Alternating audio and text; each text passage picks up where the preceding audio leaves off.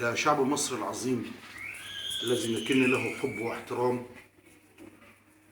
موحدين دائما وأبدا ومؤمنين دائما وأبدا بأن مصر ما فيهاش غير مسلم ومسيحي. أرجو أن تكتشفوا معي هذا الاكتشاف اللي احنا اكتشفناه، وعايزين الأسئلة تترد علينا في هذا الأمر. دلوقتي كنا سمعنا أن خيرت الشاطر في يوم من الأيام كان بيجمع العملة المصرية. أنا مسكت العملة اللي على اليمين عشان هي دي العملة المصرية الحقيقية اللي هي معدن.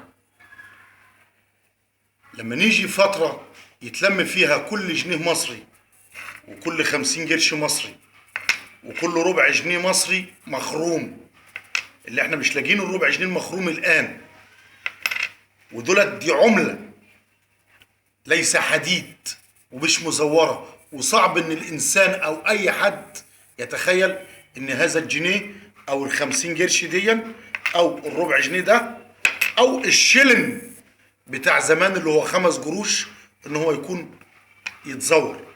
لقد فعلا تم بالفعل تزوير الجنيه المصري، اصبح ده عملة وده حديد، والدليل على ذلك الاتنين اهم. ده مغناطيس بيجي عند العملة ما بيلزقش، اهو اهو اهو اهو اهو. يجي عند الحديد المزور اهو اهو، ويصعب خروجه اهو، ويصعب خروجه. هنا لا. ارجع للعصر بتاعنا القديم، الشلن اهو اهو ما بيلزقش، لان ده عملة عبارة عن نحاس وذهب، ان دي العملة المصرية الحقيقية. العملة الاماراتية نفس الطريقة، عملة، وده عملة من الامارات ما بيلزقش عليها المغناطيس اهو اهو اهو. النهارده مصر كلها ده اخره كان 2005 اهو، المغناطيس ماشي عليهم كلهم اهو، ده كان اخره 2005. النهارده احنا بنتعامل مع العملة الجديدة المزورة اللي عايز حد يرد عليا فيها من السيد المسؤول عن الاقتصاد المصري، السيد المسؤول عن وزارة المالية المصري، السيد المسؤول عن التعامل مع البنك المركزي المصري والدولي. وضحوا لنا الامر ده. عايزين نعرف هل انتوا احنا مغشوشين عشان نضحك على انفسنا بحديد،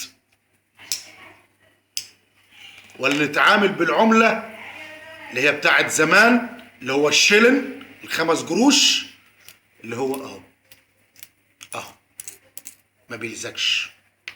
في امارات تانية شوية تراب او رملة لو جم عند العملة المزورة دي واتعملوا كده هتتمسح. دي لا يمكن تتمسح ابدا، لانها بتتكلم عن الاصل المصري وعن اصل كل دولة في التعامل بالعملة بتاعتها. نريد السؤال، هل نتعامل بالفلوس المزورة دي اللي هي شبكة في المغناطيس عشان حديد ومتزور؟ لما نكتشف النهارده ان الصين هي اللي ورا الموضوع، فين المسؤولين؟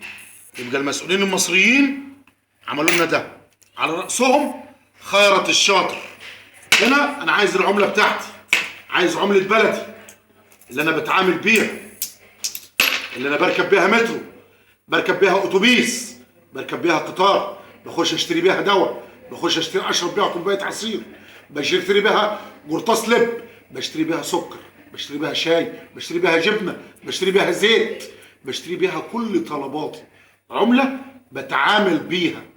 ازاي انا بعد النهارده هتعامل بالعمله الحديد دي؟ اضحك على نفسي ولا اضحك على اخويا المصري؟